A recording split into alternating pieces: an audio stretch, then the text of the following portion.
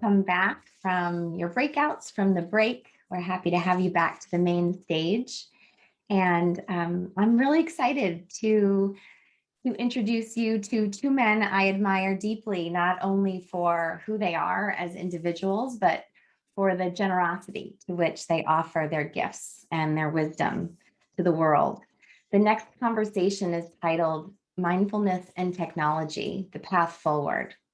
John Kabat-Zinn is the founder of MBSR, Mindfulness-Based Stress Reduction, and known for his work bringing mindfulness into the mainstream of medicine and society. Tristan Harris is the co-founder and president of the Center for Humane Technology, whose mission it is to catalyze a human future by reframing the insidious effects of persuasive technology, exposing the runaway systems beneath, and deepening the capacity of everyday leaders and global decision makers to take wise action. I present to you, Don and Tristan. Enjoy. Thanks so much, Michelle. It's a delight Hey, to John. be here with you, Tristan. A delight. It's my pleasure. It is so good to be with you again. It's really a shame we were just remarking backstage all the times that we've gotten to meet backstage at Wisdom before going out in front of the audience, and there's a certain room feel there that anyway we'll be replicating as best we can here. It's good to see you. Yeah, and it's a big topic, huge topic, and I'm really looking forward to engaging with you about it because it's so enormous and so terrifying, really, when you wrap your mind around it even a tiny little bit. It's really hard to know how to approach it as a single human being or even a networked human being. And maybe I could start out by, I've watched The Social Dilemma any number of times. And I was really struck that in the first minutes of it, you have a whole bunch of people who helped to create these various kinds of platforms, actually articulate what was the problem. And I thought one of the strokes of genius, and there are many strokes of genius in that movie, was that everybody kind of, froze up, that it was not so easy to actually voice exactly what the problem is. And you needed an entire movie and dramatization and multidimensional frame in order to convey it. And I think the impact has been enormous, as I understand it, that the emotional impact, certainly just watching it myself, has been huge. But my understanding is that over 100 million people have watched it on Netflix. I hope that goes up by a factor of 100. I mean, because we really need a scale that's really the entire planet. So just a pleasure to be in conversation with you about this kind of thing. John, well, thanks. Yes, it's you and I were chatting a bit before, about film and the impact, and just to state an updated number there, because I think we did do a small session for some folks in the Wisdom 2.0 community. I think it was 3 or 4 weeks after the film had come out, and it really is remarkable. The film has broken records for Netflix for documentaries. I think it's the second biggest documentary in terms of total viewership of all time for Netflix. And it's been seen by, I think we're approximating close to 125 million or so people now in 190 countries and in 30 languages. And I think to underline that for a second, this is a global problem that affects everyone, and it affects everyone in an intimate way, because it's, whether it is that we've been talking to senior leadership in defense or national security or the Air Force recently, and they'll still talk to us about how the issue is affecting their children, right? Which is just the human level of how this is affecting them, or how they find themselves addicted to their phones, or sort of unable to put it down, and the sort of anxiety loops that it kind of generates and creates. But it's really a pleasure to be talking to you about it, because I think that what differentiates the film and the diagnosis that's offered in the film is one that's kind of rooted in your tradition, which is mindfulness. Because how would you know that it is doing all of these things to the human psyche if we don't have the sort of perch in our own minds that we can stand on top of and examine and sort of witness the effects? Like, I actually find that my ability to speak to and diagnose and even figure out what is exactly it doing is just literally coincident with how aware can I be of what my own mind is doing when I'm using and watching technology sort of play out in front of my eyes. And so it's interesting that obviously in some ways the problem is a technical one, but in many ways it's really kind of a human one. And it is about the universal human instincts that are inside of all of us that don't define us, but because those weaknesses are there, those vulnerabilities are there,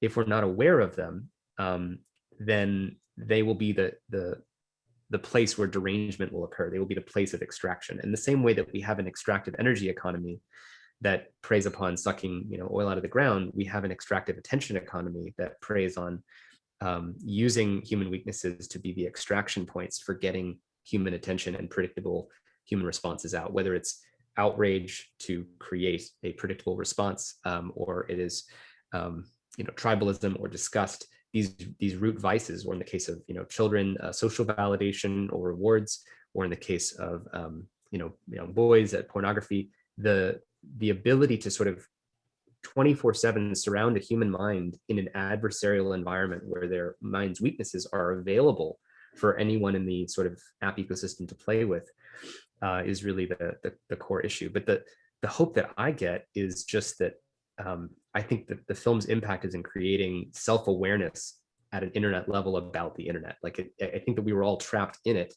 And I think that the film is kind of creating an awareness of what that trap is. And there's a shared now understanding up here for those who've seen the film about what used to be sort of what we were all embedded within. And if you think about the process of sort of developmental psychology, it's about being able to make object what was the subjective experience, from I am anxious to I'm up here and I can notice that there's anxiety happening, from Exactly. Man, the world has gone crazy, I'm seeing craziness everywhere, to I'm up here, there's actually a calm set of minds who are able to witness the internet inside of it, where the craziness is happening. Mm-hmm. But the craziness is a set of selected events, in the same way that our brain is selecting for certain thoughts to kind of come out. Almost anything you could say that's in the social dilemma, you could say just about the human mind overall, in a way. That's true, instead of deleting your except that notifications. Except that there's a $1 trillion industry that's driving it and extracting it in such a way that your image of the puppets, the fingers, a small number of programmers actually controlling, billions of people's minds and their view of reality, and then feeding them whatever nurtures that particular more and more hits, or more and more likes, or more and more time on, so that nobody's actually realized that everybody who Googles something or other doesn't get the same thing. The point was made that Right. if you go to, Wikipedia and you look up something, everybody gets the same something out of the encyclopedia online. But if you Google something, it's not that way. And so we're being manipulated in ways that we can't even know we're being manipulated. So the question, to come back to what you said about attention, is absolutely critical. You have these phrases. What's the name of your podcast? Your undivided attention. Your undivided attention. So there you go. Now, we're not used to undivided attention under any circumstances. That has to be cultivated, kind of like a muscle. You exercise the muscle, Mm-hmm. and you can actually nurture undivided attention. And that might be a real immunization to some of the toxicity and the addictive qualities of the web. But you're also, I think, right on target in terms of pointing to attention. As the interesting thing about attention is that it is the doorway to, or the gateway to, awareness. And human awareness, that's why we're having this at Wisdom 2.0, that we're really talking about wisdom. We're talking about the human capabilities that have not been fully developed so far on the planet. And what I understand, one of your points is that, hey, we're running out of time. The world is literally on fire. And as you and also Yuval Noah Harari say, that maybe there's only 5 years, or at the most 10 years, before the algorithms are so instantiated that it's even beyond, sort of surveillance capitalism. It's just a fact that nobody will know how to actually unravel. Mhm. So the stakes, as I understand them, are unbelievably high. And so I love that we can bring these two elements of ultra high tech and algorithms and the kinds of things that, persuasive technologies together with ancient wisdom traditions that actually are experiencing a certain kind of renaissance at this moment on the planet at a planetary level. And so what might have seemed like just a kind of side product of new age, uh, sort of self-involvement turns out to Mhm. be the potential liberative possibility, not the only Right. one, but a fundamental one for immunizing ourselves, so to speak, as a species, or waking up as a species to the name we gave ourselves, so that we actually don't surrender our analog being without Mhm. even knowing we've lost it and it would never come back. There's a lot there in what you just shared. Yeah. Um, I mean, you could say that's why I honestly, I love this community, and it's really a shame we can't be physically in the Wisdom 2.0 space, because the reason why I've gone Next year. every year, and next year, yeah, we'll definitely be back, is, it's, I just love being around. In my favorite moments, sometimes in working on this, was getting to sit in a circle with you and maybe Byron Katie and Paul Hawken, and have these kind of brain trusts that sort of applying these insights about the interiority of our experience, and then using that as the tool to diagnose what's wrong with technology. And I think that's very different than so much of that policy conversation. I mean, we could have a whole conversation about what's happening right now in the Biden administration, in Congress. Just 2 days ago, there was a hearing in Congress where Jack Dorsey, the CEO of Twitter, the CEO of Facebook, Mark Zuckerberg, and Sundar Pichai all testified in front of Congress. And a lot of people were using the social dilemma as the basis for the questions that they were asking. And so, gosh, there's so much we can get into, but I guess what I'm trying to say is there's a lot, I get a lot of hope from seeing how the film has reframed the questions that we're asking. If you think about privacy being the primary thing, well, if we got our perfect privacy world where our data is protected and our privacy is protected, it doesn't change that we still get shortening of attention spans, mass polarization, tribalism, breakdown of a shared truth or shared reality, more extremism, more kind of conspiracy theory rabbit holes that are the perfect one for you. That's the personalization. All of those effects still remain because it's not the privacy problem. It's not the regulate tech problem. We really have a consciousness awareness kind of issue, which is, can we be more aware of what the technology is doing to us than how quickly it is deranging the one instrument we have to detect the derangement. So we have to have a primacy of our ability to stay aware of what those changes are. And I think it's opened that doorway. I mean, you and I were talking, there's so many different, to give people some hope, which I'm sure we can probably more end with, but just that there are a lot of pieces moving now that have me excited. We found out recently that the film was required viewing for a bunch of people in senior leadership at the Pentagon. We know there's many heads of state who've seen it and actually sent multiple emails to everyone that they know that they should see it. I just heard that Nancy Pelosi, after a thing we did for the Democratic caucus last week and screening for all 50 members of Congress, that they were recommending that everyone in Congress see the film. And it's become kind of a shared touch point of a problem statement that is sort of, in this weird way, underneath everything else, because your attention is the foundation of your life. And for a society, your attention is the foundation of what your society is thinking about and can do. And so this is why, this conversation with you is so profound, because you're one of the, leading voices and experts in how our attention, I was going to say intention, can be deranged, and what it takes to kind of return to something underneath that. Well, it's really uplifting to hear that because the pandemic has shown us some things about that most people never get training in if they haven't trained as scientists, and understanding what exponential even means.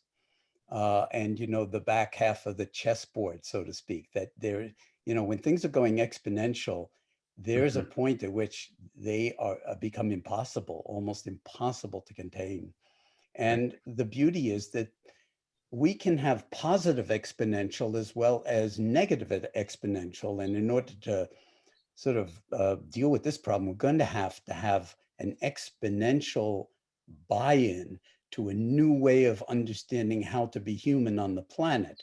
And that's what I was referring to when I said that we gave ourselves the name, the species name Homo sapiens sapiens, which literally means the species that knows, and it knows that it knows, or As and I say, not it knows that it cognition knows, and exactly. not cognition and metacognition, but awareness and meta-awareness.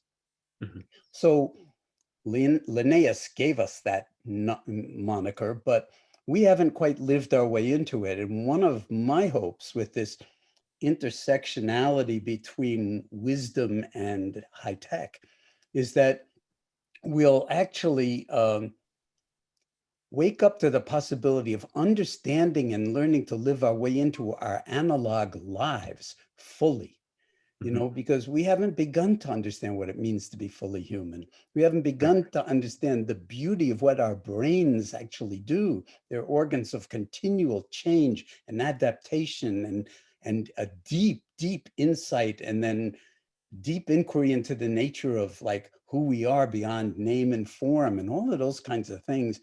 These are kind of like the finishing touches of our analog evolution that's millions of years in the making. And if it's interrupted by algorithms that a few hundred coders have put together that then are, you know, sort of machine learning, so no humans are involved with it, this is a kind of all hands on deck on spaceship Earth moment. It's like global warming. It's at that level of magnitude.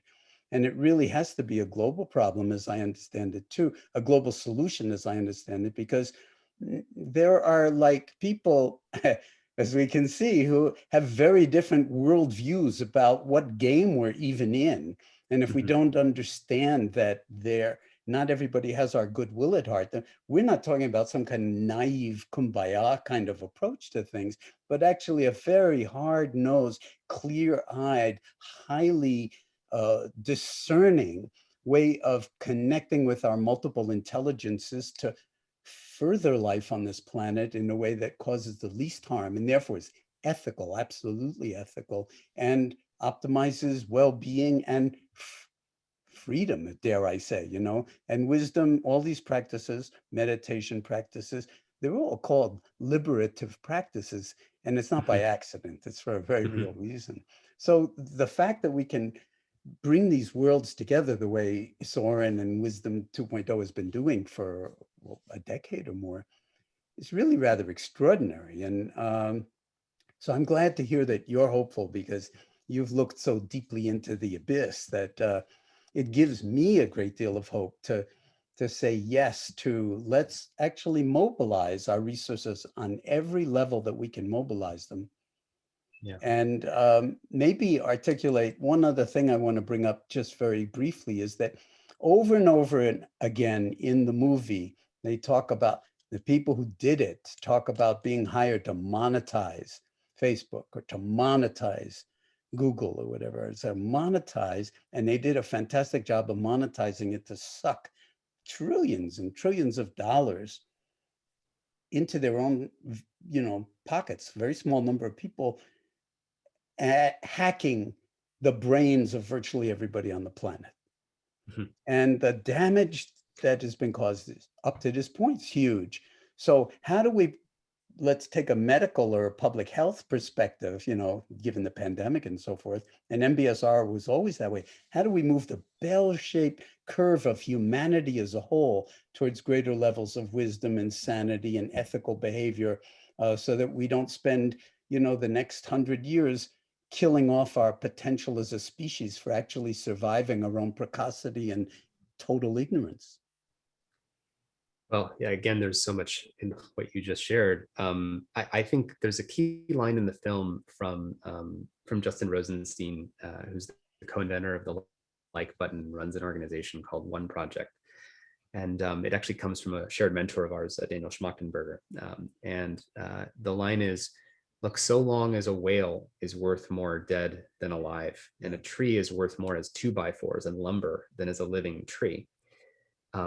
and we only have so many trees out there, and we need the Amazon and we need the forests for climate change. You can't have a system of infinite growth wired to a system in which trees are worth more dead than alive, and we need to clear out for the cattle. And you keep going and you end up with sort of an irreversible collapse you can't get back from. That's a hard problem, though, to get people's heads wrapped around in kind of a global consciousness level. People have their daily concerns to contend with. So that feels kind of, it's true, it's real, but it feels kind of out there. What's interesting about this problem is that in this case, we are the whale, we're the tree. Our mind is the very thing that is worth more, as instead of our aliveness and our consciousness, which I can say in a community like this is sort of, whatever consciousness is that feels alive, it is that is worth more as a dead slab of predictable human behavior than it is as a living consciousness or choice making or sense making. Because when you flick your finger and you say, I'm going to just flick one more time because I've got something else to do, and then you flick and says, oh, that's pretty good, and then you get drawn in, what happened was you had a kind of aliveness, a kind of possibility space. There was something that could have happened. There was a moment of choice in between. Right. And then you go in one level deeper, and essentially what you didn't realize in that moment is it was playing chess against your mind or making a prediction about the thing that would cause that next moment to not be your living free choice, breathing moment of choice, but to instead be the predictable, my eyes hollow out, glaze over, and I start doing this. That zombification, we are worth more when we're in that state. So we have to recognize a conflict between our economic system and economic interest and what is sustainable. Because if everybody was outside reconnecting with themselves or meditating or on a camping trip with their friends or hiking, out there in the world, that's not very profitable for Google or for Facebook. In the same way that if, as you know from your work, we were talking about this a little bit in our pre-call, it's more profitable to put someone on a subscription plan for, drugs than to do mindfulness-based stress reduction in terms of the pharma industry. Right. So how is it in both cases that we can have the natural ways of us being ourselves be, I don't even want to say profitable, but how do we make sure we protect those forms? Because in the same way that we say, yeah, we, of course, if you let our economic logic run over every single national park and forest in the world, we're going to end up with no trees, and you get the Wall-E sort of future that so many thinkers and public intellectuals have hypothesized. But in this case, we're going to sort of mow down all of the life world of human consciousness and end up with the dead world of predictable human vices. In this industry, Reid Hoffman, the founder of LinkedIn, said the most successful social media products are the ones that tap into one or more of the 7 deadly sins. And the more of the 7 deadly sins you use, greed, sloth, I forgot all of them. Yeah. They each correspond to a very successful social media product. And while we want to create more conscious business products that are, or so conscious technology products that have business models that are more aligned, there is a point at which, left unregulated, it is simply more in the economic interest to mow down everything. And we just know that logic is unsustainable fundamentally. And what has me more almost excited is that the social dilemma takes this abstract thing about the economic system and the finite planet, which is so big, and it seems like we've got plenty of time left to go keep mining the trees and they'll keep growing back or whatever. Versus now, when I look at my kids, I don't have kids, but if I did, you look at your kids and you see them trapped in this machine, and you can actually associate that with, that's them being turned into the dead lumber, right? You can now see that same economic system in a more intimate part of your life. You can feel it and see it and taste that problem, which I think gives me more hope for more people understanding that fundamental conflict and what's possible that we need to transition to. And I do think that the film briefly touches people to that understanding. And tilts us in the direction of, given what you said about the Congress, why is this not regulated? Why is this not understood and then regulated like any other business? And some businesses are outlawed. They're just simply not allowed because the profit would be grotesquely unethical. So why can't we do this here? And where we're all stakeholders, so to speak. And bringing up children is a very big part of it, because anybody who has children, including, I think, Steve Jobs was, and Steve you know, that he wouldn't let his own kids, as the story goes, anywhere near his technology. And that's addictive on the hardware side, you know, out of the beauty of the construction and so forth.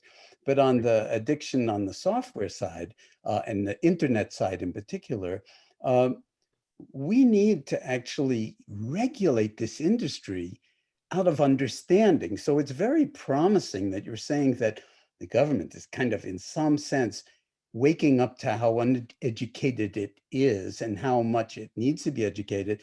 And you know, and no money making machine is going to regulate itself, because there's too much greed, hatred, and delusion that's involved. Well, those are like fundamental dimensions of ignorance. You know, Yeah. greed is kind of misunderstanding what self-interest is, because you can hoard everything and be a complete pauper emotionally.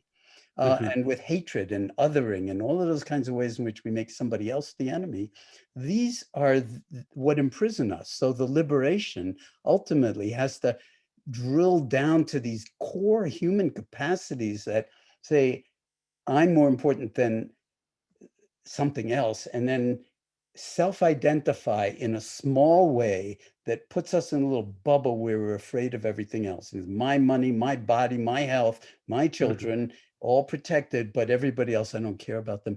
This will not work, because if we think of the world as one body, and you think of each one of us as a cell in the one body politic, however you want to frame it, even the internet is kind of a model of interconnectedness, that we can't have the heart and the liver go to war with each other over their self-interest. There's a larger self-interest at play. And so we do need a medical and public health orientation towards this that is actually capable of dealing with the exponential greed that's driving this, the so-called, you know, sort of surveillance capitalism, where, you know, it is the behavior that's being sold, predictive behaviors in the future that's being sold. Well, I mean, in the same way as we can't sell people, this is another form of slavery in a certain way. Yeah. Yeah, there's different phrases I've seen some thinkers use, limbic serfdom or attentional serfdom, that we are the attentional serfs who we have a invisible labor job, in the same way that there's the labor economy driving around Ubers. We are all doing attentional labor, because this is actually important, because if you think about the systems that produce the information that we used to get, and it was by all means not perfect, and there's all sorts of problems with the gatekeeping of a small number of channels, and we want to acknowledge all that, but at least there is some process. There is some journalists that theoretically went to a journalism school. There were some editors that had to have editorial judgment and hopefully go through the ranks of, you know, some institution to figure out what was true or credible or worthwhile. You do a double fact check, you call for confirmation, you let the other team respond. You have all these practices. That was the system, the generator system of the information ecology that we were living in. And it costs money. Those journalists, you had to pay them $100,000 a year. That editor at the New York Times, you had to pay them $150,000 a year. Now, if you think about that process for generating the information that then 2 billion people are consuming every day. So you had that with the BBC and ABC and CBS, whatever it is. Now you compare that to each of us being given our 5 minutes of hate, our 5 minutes of outrage, and we will do that attentional labor for free. Instead of a journalist writing an article, we'll post someone else's article and as a sort of a useful idiot to be a driver, we're like an Uber driver for the attention economy. This is the attentional serfdom. We're doing free labor to get other people to look at stuff. So instead of the New York Times selling our attention to an advertiser, Facebook uses all of our decentralized emotional limbic reactions to sell that to advertisers. And because we're willing to do that for free, we're not having to be paid $150,000 a year to do that work. We're the dupes that are doing this. And the more there's the political anger and the tribalism and each one of our individual traumas, we talked about this in our pre-call, there's this kind of trauma inflation we're also seeing, which is that each person, no matter what it is that they can't look away from, because that's their kind of traumatic thing, whether it's, you know, fear on the right about Antifa, that's like the thing that they're worried about. And people on the left are like, what are you talking about? It's a fictional idea. On the right, you click on one Antifa video of a bomb or some kind of violence going off in Portland, then you see Twitter says, oh, you must like you must like these kinds of videos. So it feeds you video after video after video after video of evidence of inflating. So it's taking this social growth hormone and inflating that trauma. So we see and feel more of it. So disproportionately, our biases, we're all biased, and human beings are biased in how we perceive the world, but we're now all biasing worse.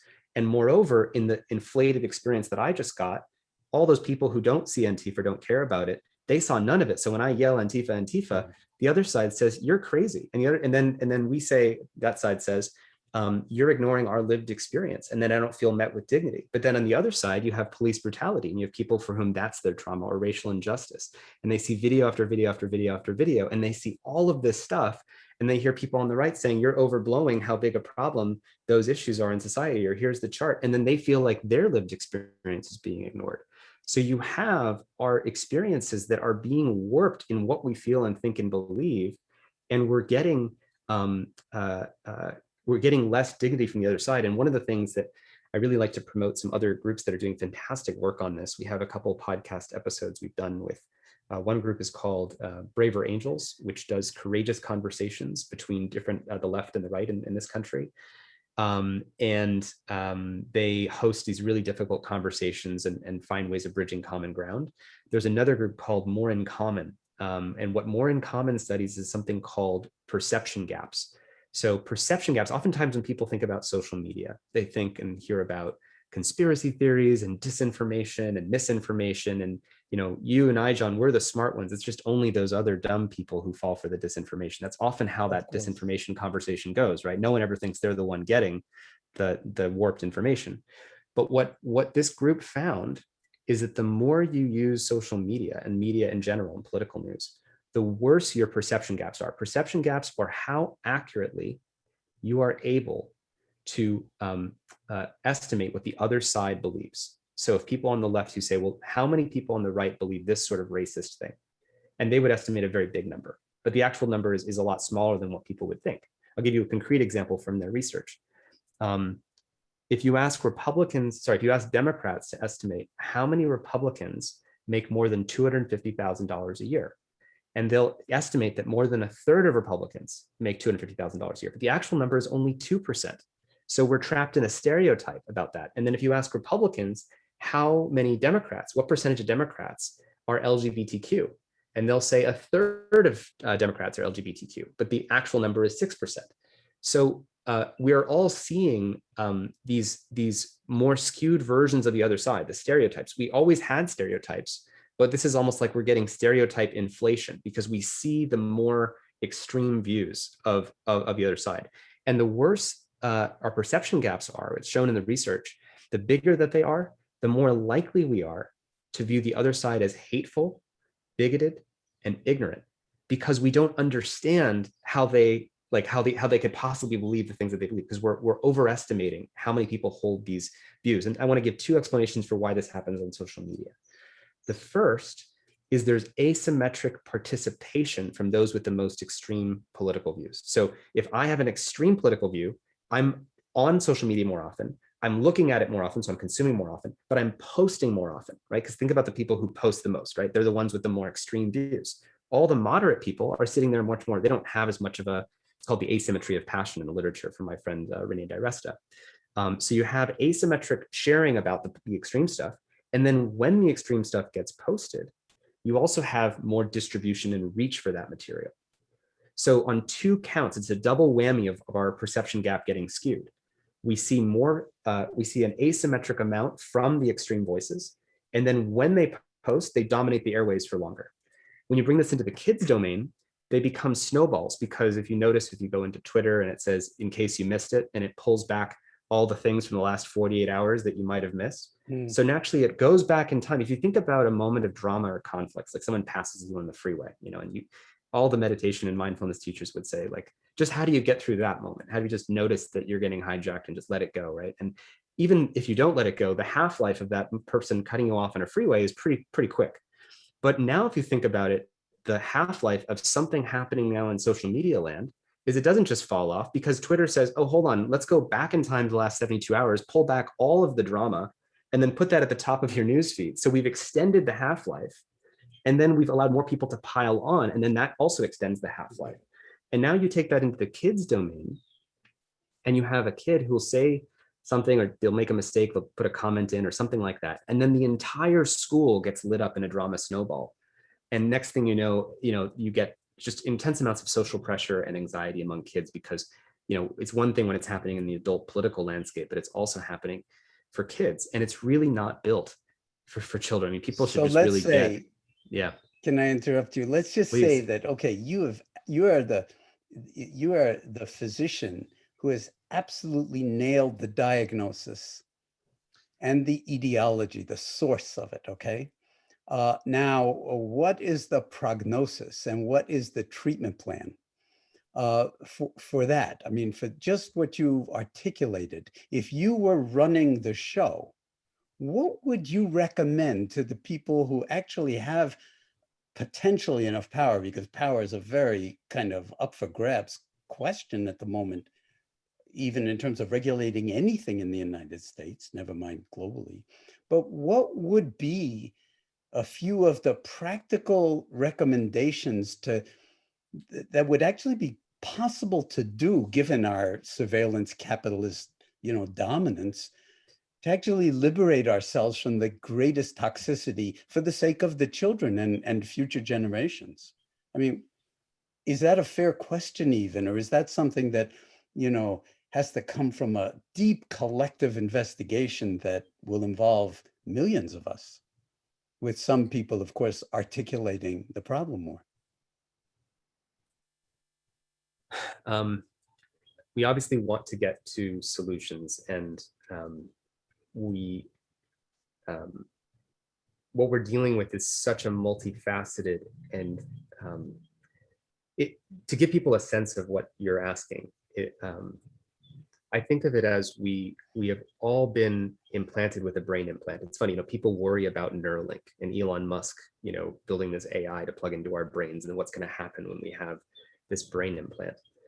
Well, we actually already have a brain implant, and it's been in there for about 10 years, and it has changed and rewired the pathways of how our brains work. Think about someone who undergoes Alzheimer's, and one of the things people say is when you change your identity, that's when things start to feel weird with a person who's really changed. If you have a brain implant, it starts to change our societal identity, change our inner identity. When it comes to children, it's not just, oh, the likes and they're addicted. It's actually changing the identity structures that they're holding, right? What they're getting validated for, what they're not getting validated for. And so I'm just saying this because the depth of the thing we're talking about, how would we fix it, is essentially, how would you safely reverse or undo or liberate a mind from this virtual brain implant of the social media thing plugging into how our whole society is wired together. And it's a hard question to answer at the comprehensive scale that we're interested in answering. We do want to answer it at that comprehensive scale. We want to liberate our identity. We want to liberate our attention. We want to liberate our social conversations from tribalism. We want to liberate epistemology and truth-seeking, not tribalism, where I agree with something not because I think it's true or I've investigated it, but because someone with my colored t-shirt on in my political tribe is saying it and they sound like me, so I'll agree with it. And if it's a different person, I won't agree. We need to liberate our minds to actually be the kind of wise people that we're capable of, which is why I think so many of the insights that we need are coming from, the community of everyone listening to this, and everyone is on this call, and everyone is in the broader, engagement that we're talking about. And as you know, and we talked about before in the pre-call, liberating your mind is hard enough as it is in a lifetime, without any of the social media and technology issues. But this is adding another layer to that. The interesting thing is, I look at some of Byron Katie's work, and it's like, if you can question some of these beliefs, how fast can something change? If you can get underneath that thing you're so sure of, and you can change pretty fast. But that process is really hard to get people to go through, and it's a lifelong process of gaining the kind of awareness that let me say in response, because we're asymptotically approaching ending this conversation, but it should really go on for hours. Yeah. Speaking of Byron Katie and MBSR and so forth, that in the past 40 or 50 years, what we've discovered in science is that we can actually train people in meditative awareness in one way or another, and in deep inquiry, the way she does, so that we actually can transform as individual people how we interface with reality, starting with our own body, our own thoughts and emotions, our own sense of inner and outer and reality, actually, that these really are very ancient but incredibly powerful, but also modernized perspectives that actually offer liberation, not just for 1 in a million people who devote their entire life to it, but mindfulness is being taught in schools now globally in a way that was never even We've never conceivable predicted that. before. And I just looked it up. The NIH just, as I understand, in the past year has spent more than $120 million on mindfulness research. When I started MBSR in 1979, the idea that the National Institutes of Health, the government body that funds, the enormity of the scientific research in the United States, that would devote any amount of money to the research on the medical and brain effects of Buddhist meditative practices. It was more likely that the accelerating, expanding universe that was triggered by the Big Bang would come to a grinding halt and collapse back on itself. The probability of that event, extremely, extremely small. The probability that NIH would fund research in meditation, smaller. And it's happened in a period of 40 years. That's I think, indicator of what kind of catalytic potential we are sitting on, where because the stakes are so high, we need to actually instantiate whatever it is that we mean by wisdom on every conceivable level that you're pointing to, not sort of kind of diminishing in any way, shape, or form the enormity of the disease and the pathology of a lot of this. But if humans created it, humans can change it. And the whole meditative world is described sometimes by the word dharma in Sanskrit, Dharma. Now, the real root meaning of the word dharma, it's spoken of as the teachings of the Buddha, but it also means lawfulness. And I think what we're challenging ourselves to do is come up with a certain kind of understanding of the lawfulness that would be required to give humanity a chance for another 10,000 years or even generations. And it's that essential that we do that work, as Byron Katie called it, we do the work. So I think we've demonstrated that it's possible to go to scale with this and not have it be a kind of new age, magical thinking kind of thing that a few people did. The idea that meditation would make its way into mainstream medicine 50 years ago, there's like the Visigoths are at the gates of Western civilization about to tear down the citadel. And now it's like meditation, of course it belongs in medicine. Yoga too, for that matter. So I just want to sort of strike a note for the potential for a catalytic optimism at scale to make this stuff happen, that where everybody contributes their own deep embodied wisdom. And maybe we'll be too busy to be on social networking at all. So I mean, I don't do social networking anymore. I have a Twitter account because someone was tweeting as me 12 years ago, and I was told legally that I should make sure that I owned the account, but it's not like it's all bad, but it would be tremendously liberating if we could actually have our analog selves, not just back, but discover what the full potential of that is. And I don't think we should give up on that kind of annihilation of our analog humanity, but learn to use our technologies in the service of that humanity. And, completely. Just say one more thing about your friend Yuval Noah Harari, that he wrote this book, 21 Lessons for the 21st Century. And Bill Gates actually reviewed it for the New York Times. And he says, well, what's his take-home message? He said, well, it's in the final chapter. It's meditation, it's mindfulness. Right. Because he practices that very, very intensively, although I just want to foist it on other people as the answer to all life's problems, because it isn't. But the fact is that this is something that's entered the mainstream in such a way that it may be that if we don't understand what it means to be human in the next 5 or 10 years, and from a very, sort of non-artificial intelligence way, but a really emotionally intelligent way, and somatically and socially intelligent way, connect in a deep level around this as a common humanity, as the all hands on Spaceship Earth, that you've used the phrase many times. I don't like to repeat it, but we're toast. Hmm. Hmm.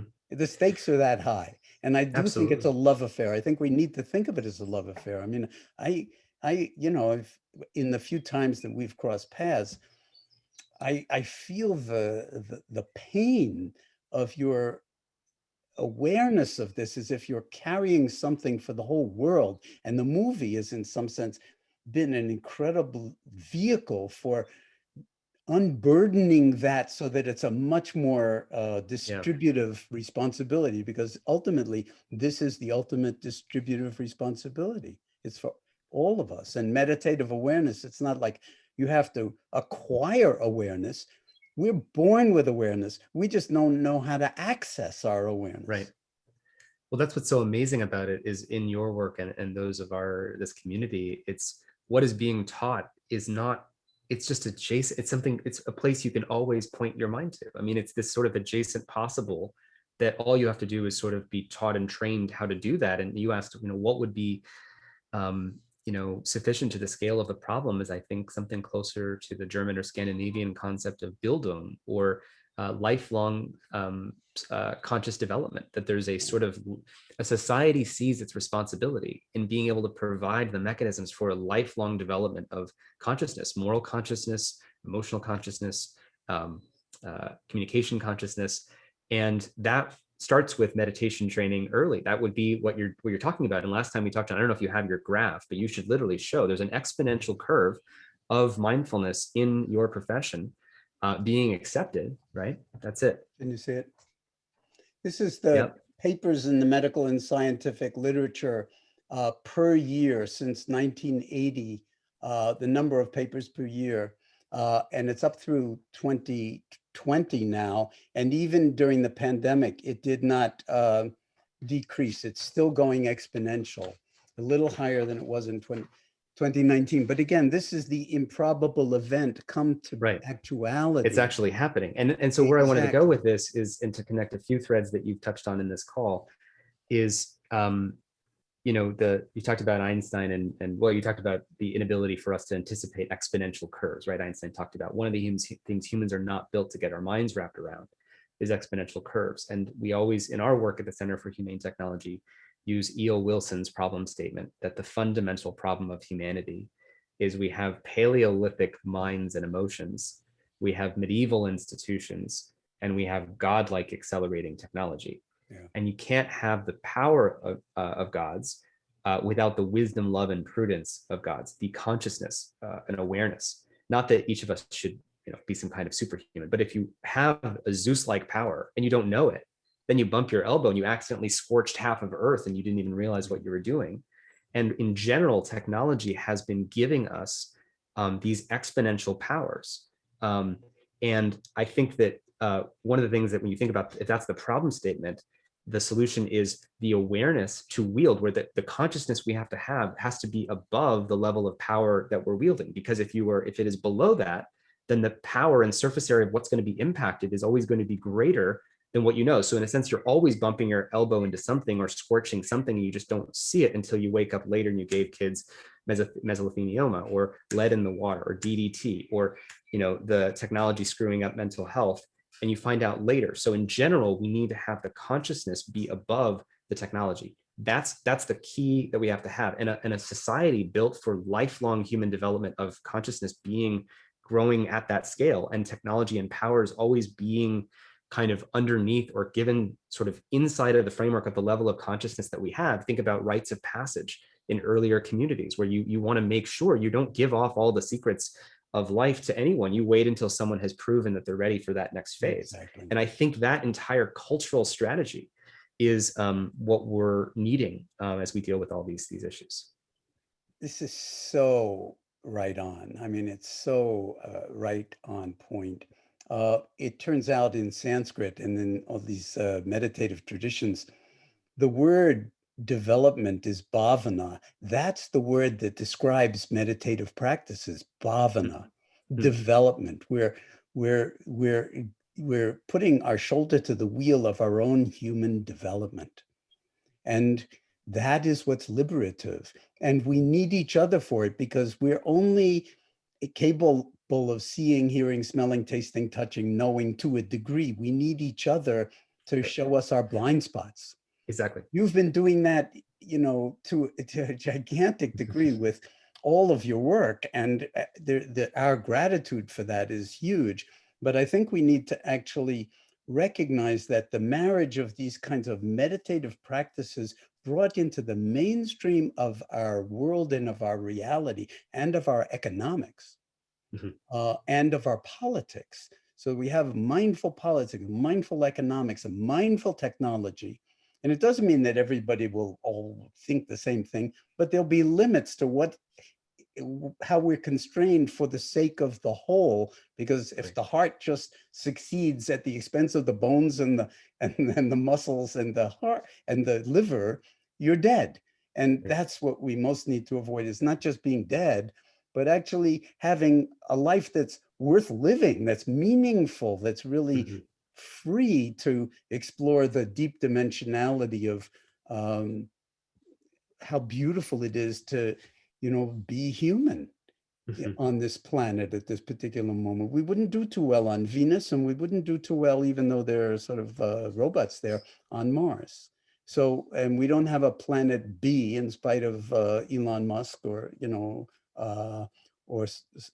so, it's just, I think, a profound, I'm feeling very inspired by having this conversation with you, and just knowing you're on the planet, Tristan, and Well, what you devote yourself to, and how many friends, and I've met many of them. I mean, many of the people that were in the social dilemma have sat meditation retreats with us. So there's something happening that needs to actually ignite passion in all of us for healing what's wrong, for naming it, for healing it, and for actually discovering, uncovering, and recovering what's most important in our humanity. And it's an ongoing conversation. It's not like we've solved anything at all. We've just named something. But it's really nice to see that there are at least 600 people that are participating in this kind of thing. And it's really, let me just say, addressing you all, that it's about every single one of us in some sense taking responsibility, and actually maybe, understanding if your phone has become your enemy in a certain way, bring mindfulness to your relationship to your phone and assert a certain kind of sovereignty over your own life, because no one else is going to do it for you. Yeah, completely. And what was one thing, just last to add to that, is one thing I love about putting this primacy on mindfulness is it also speaks to humility, because if you're mindful that you're wielding a power greater than what your current level of awareness is, it has you stop and actually not necessarily actuate, right? And then you can apply that lesson across everything. Like, maybe I shouldn't be sharing something about COVID and how that's going to be this or that if I don't really know the difference between a virus and a bacteria, or how vaccines work. If we shared with our power the level of our awareness, I love that putting the primacy on awareness also implies where we put humility. And anyway, I just love everything that you said, John, and I'm just honored to do. I know we're wrapping up the conversation, but this is just such a fantastic. Well, thanks for the opportunity, and I'll look forward to much more. And just want to give a shout out to all of the people that work at the Center for Humane Technology and everything that's on your website. I've spent quite a bit of time on it, just kind of in preparation for this call, just to sort of drill down a little bit deeper. And it's just profound. And I think we need to, in some sense, recognize that this whole engagement and everything having to do with Wisdom 2.0, mindfulness, meditative awareness in all forms, and the work that you're doing, it's actually a love affair. It's a love affair with what's deepest and best in us as human beings, and it's also a radical act of sanity to align ourselves in this kind of a way at this particular point in time, or we're basically sleepwalking off the edge of the abyss. And I don't think that's alarmist at this particular moment in time. And there are many, many ways that this healing needs to come about. And as I said, I mean, we need all hands on deck, I would say, on planet Earth. Nobody is secondary to this engagement. And, you know, we need to take care of each other. And we can do it. 100%. We can do it. Tristan, that's what we're doing. Thank you. Thank you, John. Thank you, This is Michelle. a lot of fun. Thank you both. This was incredible. I've been Awesome. watching the chat and reading about how inspired and energized and appreciative everyone is, and wishing the conversation could go on indefinitely. And I'm right there with you all. So we're now taking a main stage break. We will close with a session with Jack and Trudy at 7 p.m. So we hope to see you back for our closing session, but also invite you to join a community connection group with other attendees. We're going to pop it in the chat so you can see it there, or you can go to your attendee access page and join from there. Thank you for being with us. We appreciate each and every one of you, and enjoy whatever's next for you over the next couple of hours. And hope to see you back here at 7.